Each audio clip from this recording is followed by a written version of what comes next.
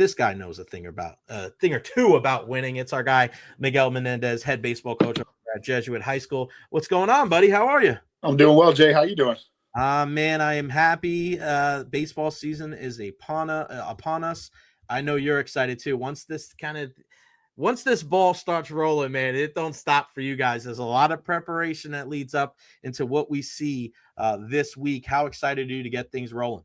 Really excited. Obviously, it's like Christmas Day, right? Like we get ready to open up, and a lot of hard work has obviously gone into the all season, and now here we are, and we played our 2 preseason games last week, and excited to open up the season tomorrow. How did the preseason look for you guys? Good, went well. We played Winter Haven last Tuesday and won 5-0, and then played Plant on Thursday and won 10-2. Probably the only saw a lot of really good things. The only negative is Kaden Waechter hurt a knee and first at bat on Tuesday. Luckily for us, not as severe as maybe we thought it might have been, and so he'll be out 4 to 6 weeks, but should be able to get him back the middle of March and just in time for the end of the regular season and the playoffs. All right, so a knee injury for Kaden Waechter, 4 to 6 weeks. We know how highly touted he is, not just in the field, Miguel, but also on the mound. We all know him, when you're talking about Doug Waechter, our good friend over there for FanDuel Sports Network covering the Rays, former big league pitcher. Just what about Kaden's growth has allowed him to be so good? I mean, this kid he's at least in the years that I've known you, he's probably one of the best all-around players that you've had there at Jesuit since you started there. He's super talented. I mean, it's just he's such a good athlete, number one. And then, on top of that, he's obviously just made such great strides to his body and just really worked hard in the weight room in the off season and gotten a lot stronger. And, those two things have really, kind of taken his game to another level. But he was playing exceptionally well, shortstop, really swinging about well, was going to hit, was hitting in the 3-hole for us. And obviously with, along with Wilson was going to be kind of 1A and 1B on the mound. So, we'll get him back, and fortunately for us, like I said, it wasn't as severe. But I'm excited to, the good thing is he's only a junior. We're excited to kind of see what he can be because, I think there's a chance he's a first round pick next year straight out of high school, which is, I don't think we've had one in a little while here at Jesuit. So, but since Lance McCullers, so, but I think he's got that kind of ability. So it's just, obviously the bloodlines with Doug and even his mother and those kind of things are really talented. But I mean, he's an extremely hard worker. He's one of our captains. He got voted captain by his teammates. He's a great leader. I mean, he's everything you want in a baseball player. Yeah, Kaden is just as great of a player as he is. He's just an even better young man, and it's such a great support system that he has there with the entire Waechter family. We love him. It's just so exciting to be able to see him do his thing and to really grow into the young man that you hope that he's going to be a great human being and a great player, and just to see it flourish. What is that like, Miguel? I mean, when you see guys and what the pedigree is, you meet a kid as a freshman or maybe before that, and you're like, it seems like a kid's got potential, seems like a good kid, but to watch the growth like you've seen from him, I mean, there's probably not many things that are more rewarding than that, being a high school baseball coach. No, exactly. I mean, he's a young man who came in and, just think about it in his class. Like he came in with Wilson Andersen, who pitched right away on varsity for us. And, Kaden kind of went down and played JV. And, some people would have took that as, slap in the face or,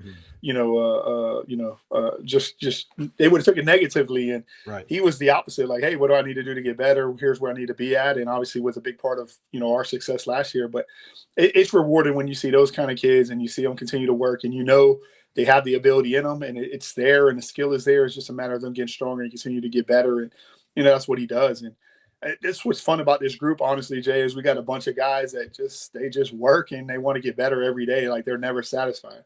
It's Kaden, it's Wilson, it's Cannon Murtaugh, it's Vincent DiCarlo, and those are our 4 captains. And I think it's when you have that kind of leadership from your best players, then everybody else is going to fall in line, and it just becomes contagious. And those guys have really kind of, they create such a positive culture for us that it's fun to go out there as a coach because I don't have to police a whole lot of nonsense because they handle it themselves. And, they expect greatness from their teammates. They expect them to work hard to get better every day. And so it makes my job easy and my coaching staff's job easy. Honestly, we just get to go out there and coach baseball. Tell me about Wilson, because I've known him since he was knee high to a grasshopper. I coached his brother, his older brother, against his older brother, and it's just so crazy to think that he's in high school now. But this is a guy that for the last couple of years, we've seen him on a bunch of lists when it comes to perfect game, and talking about one of the more highly touted pitchers in the entire country. Forget about just in the Tampa Bay area. What do you expect from him this upcoming season for the Tigers? Well, obviously, first and foremost on the mound, he's going to be really talented. I mean, he's been up to 96, 97 in the preseason for us, and really throwing the ball well. The breaking stuff is really good. The changeup's good. So, what he can do on the mound is obviously second to none. I mean, he's as good as, I would probably argue he's as good as any high school pitcher in the country. So, but I think even more exciting for us is like for the first time he's going to get a chance to really hit. Like he probably would have hit some last year, dealt with an oblique injury at the beginning of the year, and we just decided like, hey, we need you to pitch more than we need you to hit this year. So let's just let you come back, get healthy, and we'll just kind of go that route. But and in the absence of Kaden right now, he's playing shortstop. They were probably gonna, I don't think I've ever had to do this, but they were gonna pretty much alternate it. Like one's gonna pitch, one's gonna play short, and we'll just flip flop the next game. But now he's probably got to take on a little bit larger role and play more shortstop till we get Kaden back when he's not pitching. But I'm excited. I think he's going to hit in the middle of our lineup. I mean, they were hitting 3-4 back to back in the preseason in that first game before Kaden got hurt. So, again, he's going to Mississippi State. He's really talented. They think he's got a chance to maybe do both at college, just like Kaden's probably going to have a chance to do both at Florida State. But he's another one who I think is, next year, obviously we're getting ahead of ourselves a little bit, but he's going to be in the conversation and be a really high draft pick as well next year. Is there any concern that you have two guys that are at the top of your rotation that are going to be relied on so heavily in the field and at the plate? Oh, yeah. There's definitely, especially after the other night. I mean, Kaden got hurt kind of just swinging a bat, like in a kind of really wasn't doing a whole lot. His foot just kind of got stuck and he twisted his knee wrong and it just kind of happened. But, I mean, there's obviously we've never really had that. We've never, back in my Key West days, this happened all the time, right? Jay, our best player was shortstop usually. So that's why I asked, because I know those days. It's funny. I was just watching a video of Key West playing the other day. But that's why. Like you guys are pretty regimented in your pitchers. Yeah, some of those guys will hit, but it's and maybe some other schools you might have that. But when we have such a luxury and abundance of talent there at Jesuit.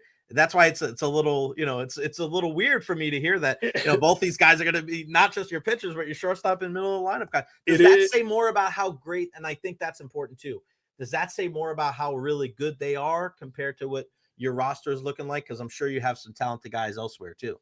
No, I think that just says more about them. This is a unique group in that we have 5 two-way guys. Like we've never had that many two-way guys.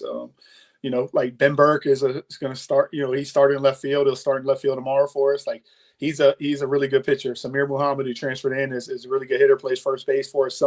Like he's a two-way guy. Jack Foltz is another outfielder at pitcher. So I mean, we have not just Kaden and Wilson, but 5 guys that are two-way guys. We've never had that many. Now the difference is those guys play first base and outfield. It's a little easier, right? Kind of like when we had West, where you could kind of manage their throwing and stuff like that. When they're middle infielders, it's like, okay, what do you do? Like this week, the games are spread out. We play tomorrow. Wilson will play shortstop tomorrow. He'll pitch on Friday. So you can kind of manage that.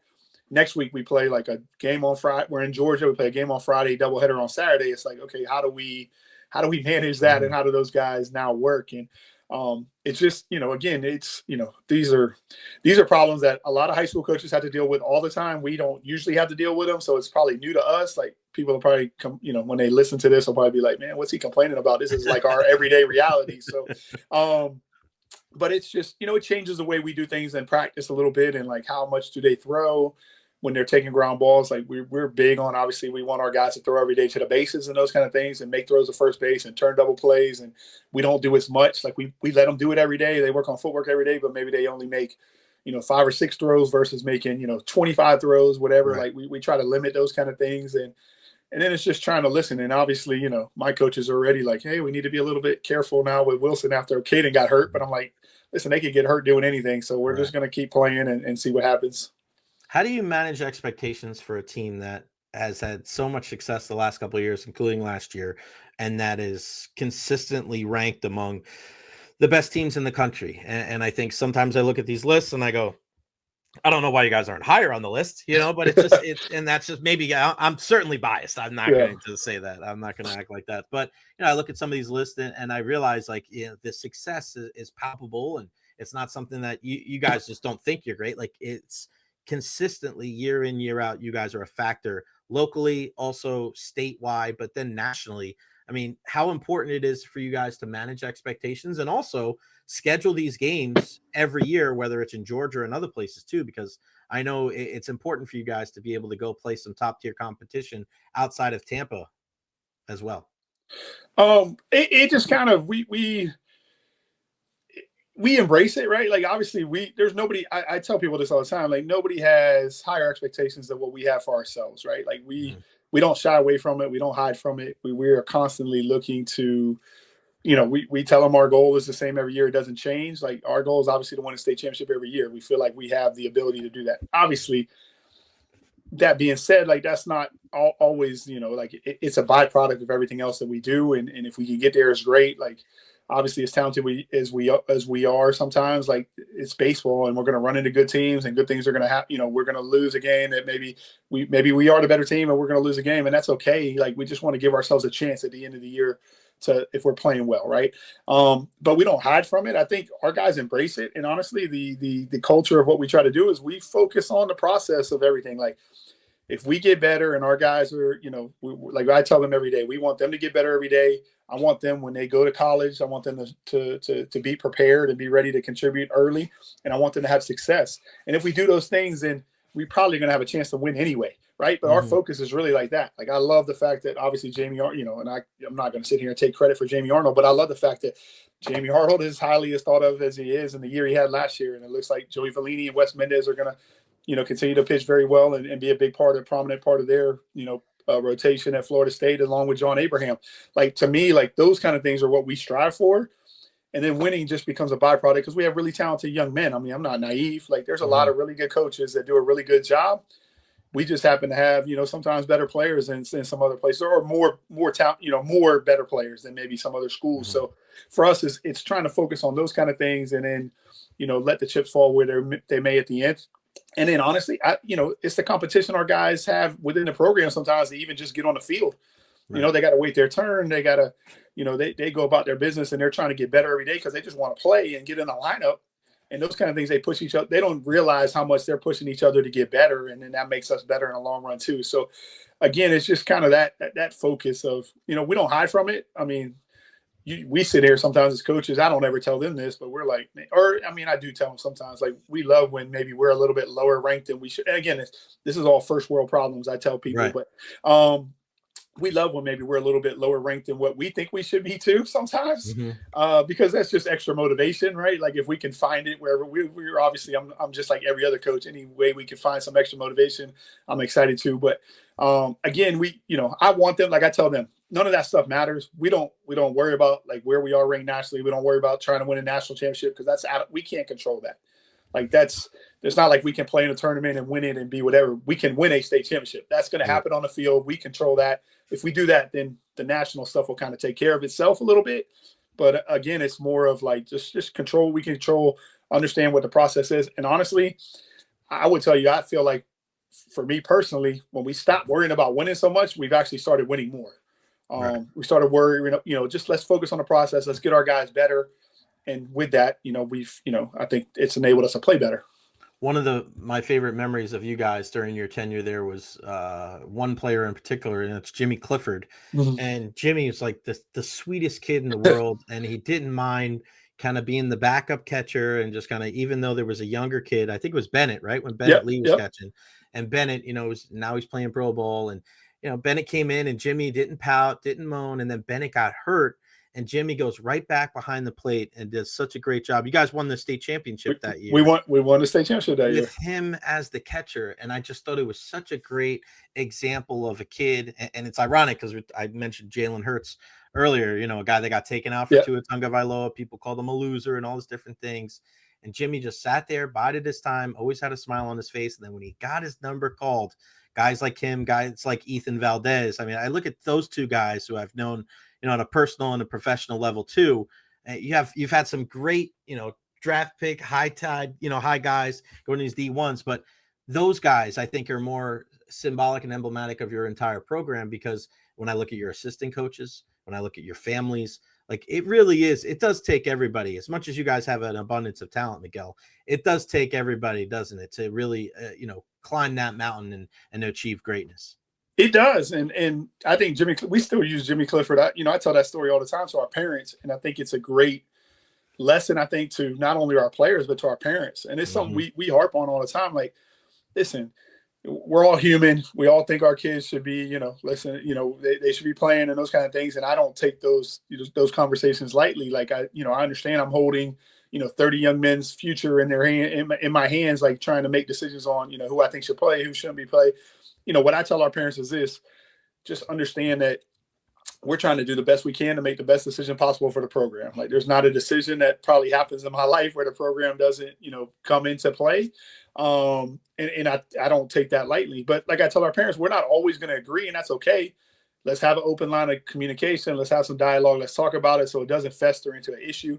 And the other thing I tell our parents is, like, if you have an issue and you feel like you need to talk about it, just don't talk about it in front of your kid. Like, talk to your spouse in the bedroom with the door closed. Right. Like, don't poison the kid, right? Like, let them be a part of it. Let them understand what we're doing. And our parents are great. I say this all the time. Like, people always say, oh man, the parents must be a lot over there. And I'm like, no, our parents are awesome.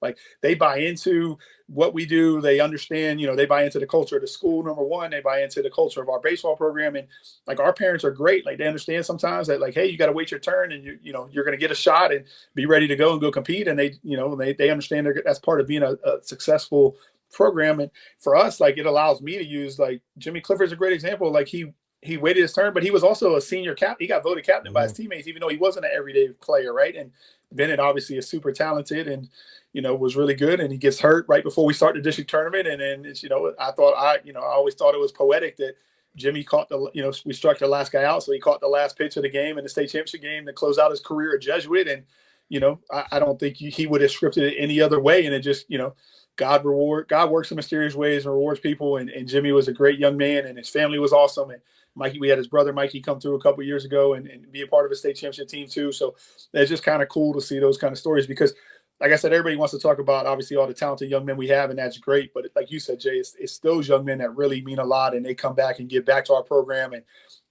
and they take pride in the legacy that they left there, and that's part of their legacy. Like, they're always going to be remembered for being that senior class that won the state championship in 2019. Him and Ethan Valdez and Brandon Cardona and Andrew Kynes and those guys. So again, it's just kind of great to see.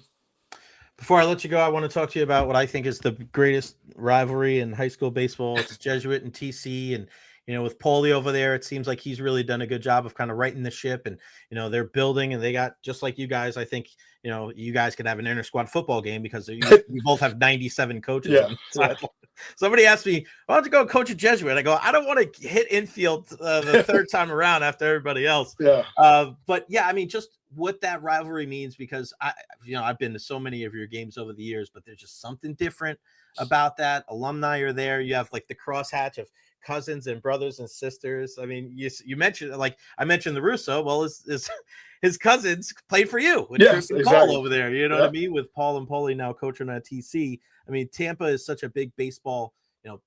Baseball is the heartbeat of Tampa. It really is. And I don't think anything truer than the Jesuit TC rivalry, because I've seen guys that, they graduated 40 years ago. They haven't gone to a game all year, but my goodness, man, they'll get out to Jesuit. They'll get out to TC.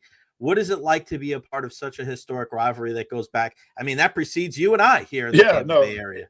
It's great. It's I'm not gonna lie, those two games I hate them the most, just because like we're supposed to go out, we got to go out and win, right? Like, it's so much more pressure like in those games. Like, those games are sometimes harder than even when we get into playoffs and stuff, just because the expectation of what you said, like the alumni and everything else. Like guys may not come to a game all year, but they're going to show up for that one, right? And our student body obviously is going to show up for that one, and their student body is going to show up for it. So again, it's fun. And then there's just, I got such a great relationship with Paul and Paulie over there, and now Tripp's helping out over there, who obviously played for me at Jesuit, and he's pitching coach over there. So I tell him when he wants to come to the right side of the rivalry, let me know, and we'll make sure we get him on staff. But no, I just but it's awesome. Like, there's nothing like it. It's just it is fun. Like, obviously we have, Kaden Waechter's little sister goes to Tampa Catholic. Tyler Alvario is on our team. His little sister goes to Tampa Catholic. So you have those sisters and rivalry within that, and cousins and everything else. And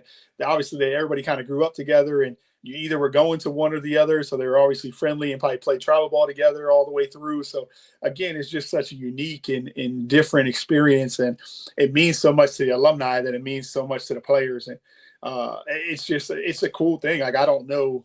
I mean, I don't think there's probably a lot of really good rivalries in high school sports, but I don't know. It's hard to top that one, I think, just because of what baseball means to both Jesuit and Tampa Catholic throughout the years. And it's just, and the fact that we're what, 2 miles apart, if that, like, it's really close too. So like, I mean, it's just a unique situation that is great. And then obviously having Paul and Paulie over there now is really kind of cool too, because it's just a much more personal experience too as well. All right, so tomorrow, Lakeland Christian. Yep, tomorrow we're at Lakeland Christian, and Friday is the home opener against Calvary Christian. So good week for us, good test for us this week. Geez, so yeah, opening up the home slate with one of the better teams in the area against Calvary Friday night. That's another game, man, where people show out, and people from the other side of the Bay, man, they definitely come to Jesuit. They know what is in store. Miguel Menendez, head baseball coach, Jesuit High School. Before I let you go, I just want to let everybody know, make sure you go support our guy, friend of both of ours, Jared Guthrie, 813 Preps, 813preps.com. Nobody covers high school baseball in the entire country like our guy, Jared Guthrie. So 813preps.com. Please go over there for all of your great high school stories and the way to help some of these kids, because the exposure, they really help. Some of these kids really need that extra push, that extra picture, that extra story. You never know, man. It could get them a scholarship. There's no doubt. I mean, I had a college coach reach out to me the other night because of a clip they saw from 813 Preps. So I mean, it matters. So I mean, we appreciate everything Jared does, and please go out and support him, because he's the GOAT. Like I said, he does everything for high school baseball in this area. He's awesome. Yeah, that's right. You're a close second, Jay. Though you are a close second. Listen, I don't care. I'll be a close second for my guy. I love it, man. Miguel, thank you so much for your time. I appreciate your friendship and of course you joining us on the show. And I'll see you out there sooner rather than later, buddy. I'll be out there supporting you guys like I always do. Yes, sir. Thank you for having me, Jay. I look forward to seeing you. You got it, buddy.